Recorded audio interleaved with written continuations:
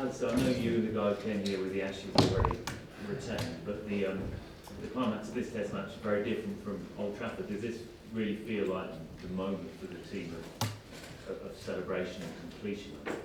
Yeah, I think so. In terms of, yeah, it does. I mean, 9 wickets in a session.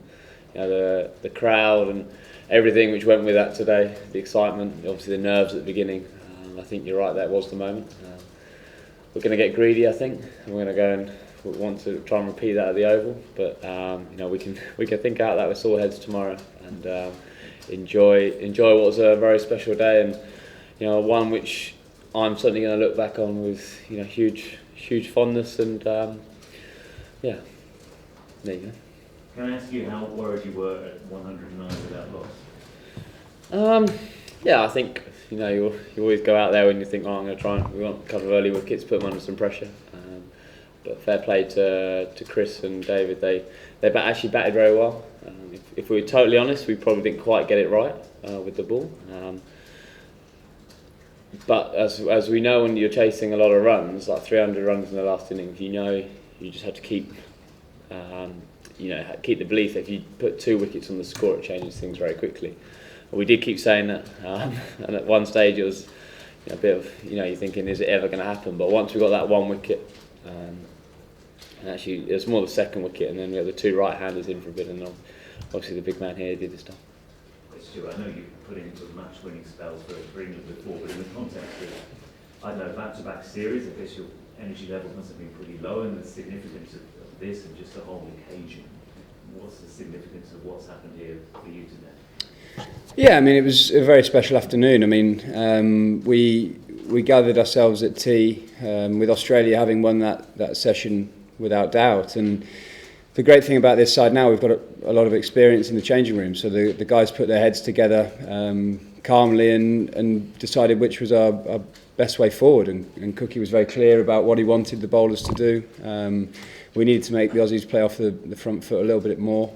I think the bowlers were a little bit caught up in hitting the deck too hard, which actually was a bit back of a length. But once we got the ball a bit fuller, gave it a chance just to move a little bit, we were massively in the game. And I think we stayed pretty calm out there, because when a batsman was going, and like the 2 openers played very nicely, they could score okay, but I think it's a very hard wicket to start your innings on. So I think we always had in the back of our minds, with 300 on the board, that we can put a lot of pressure on the new batsmen. And once we got a couple of early ones after tea, the bowlers got their tails up, and we put the new batsmen under pressure, and the energies out there were fantastic. The crowd gave us a huge lift out there, and it was a very special moment when we took that last wicket. Ali? Alastair, you said outside that you couldn't think of any words to describe. Was it unjustified what Stuart did out there, but have you had a chance to think of any now? No, not really. I've been talking to Straussy, so it's look, it was a fine spell of bowling. That's probably not the right adjective either at all, but you know, you can use your journalistic license to describe it, I'm sure you would, but just knowing, as a captain, and knowing how important that session was, if we lost that session, you know, we would have been struggling, and I think Broadie knew that, the lads knew that, and you know, he really charged in for us. And you know, when everything clicks, when it's just doing enough, bowling at high 80s with the control that Broadie has, you know, it's incredibly hard to bat. And I think I said that in New Zealand in that spell at Lords when he got 7 for there, and it was very similar to that. Obviously, his, you know, was probably more important in terms of the situation of the game, and obviously in the Ashes. And you know, words can't justify how good a spell of bowling that was. And I think Broadie will obviously recognise the job Tim Bresnan did at the other end. You know, you talk about bowling in partnerships, and it's obviously a bit of a cliche, but you know, that end into the wind wasn't doing that much. But he really built the pressure, not letting any release balls go that end. So huge credit to Brezzy as well. Andy? Stuart used the phrase "spice it up" a bit on the TV interview. You talked about that needing to go with a bit more aggression. Is that part of it as well? I don't know. Obviously, you know, at Clark we went pretty hard at him, and that seemed to work.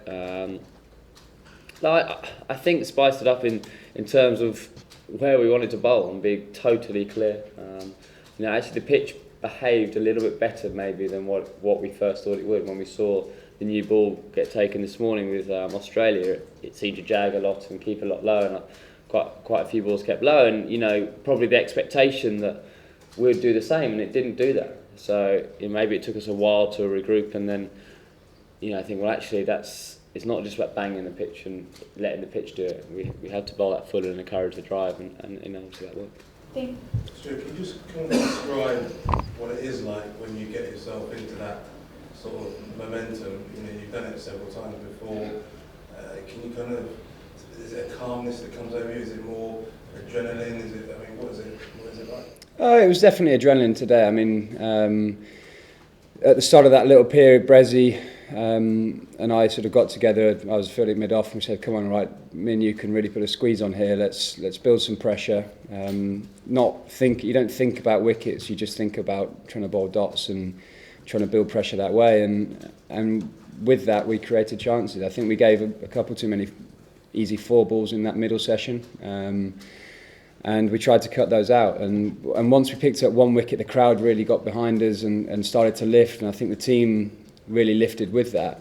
And it also shows the difference that the ball moving can do. Once we were very strict on the reverse swing with our throws and handling the ball. Once it was reversing, it didn't have to do a lot, but it just brings a little bit of doubt into the batsman. And once you have that doubt, as a bowler, you're in the game. Sam? Stuart, you've done it so many times now in key Ashes battles, and England players obviously remembered in history as what they do in Ashes. Have you had a moment to think about the fact that you sort of be remembered for these great achievements in Ashes battles? No, not really.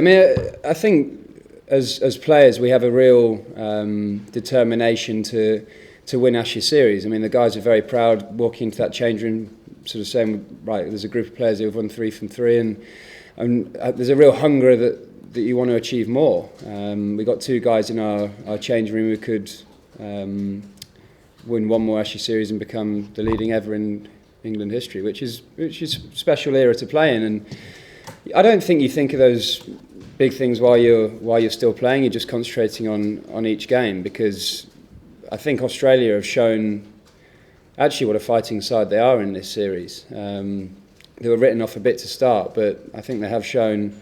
This game, pretty much for every hour of the game, could have gone either way. Certainly at 40 for 3 in our second innings, we were staring down the barrel a little bit. So it's what we as players thrive off, really, like the Ashes battles, the emotion of it, the turning up at the ground each day, just not knowing what is going to happen at all. And I think that's why the fans are captivated by it as well, because every day is a journey, and you have to sort of put it to bed and start again, and it's amazing to play in, and also amazing to watch as well. Last couple? Alastair, do you feel England has a psychological hold over Australia at the moment? Because 3 out of these 4 tests, Australia's been in the game and had chances to win, but you're able to prevail. Do you feel that there's a sense that they don't quite believe? I can only put it in probably what we think. We've, as a side, we've certainly over these last 12 months, and before that under Strauss as well, we come through tough situations as well, and we've learned how to not get beaten when we're up against it, and then when we've got a chance, when it's even Stevens, for someone to stick up their hand like Broad has done today, but other people have done it, and take the game by the scruff of the neck and really push it in England's favour. And I think when you have that experience with a group of players like we have now, we've got a lot of experience in players, and you just have to look around the dressing room, and the guys that have been there and done that before, it gives me as a captain a lot of confidence that a lot of the times we can dig ourselves out of some trouble. Did you feel in the middle that they panicked once you put them under pressure? I don't know, to be honest. You're going to have to ask them about that.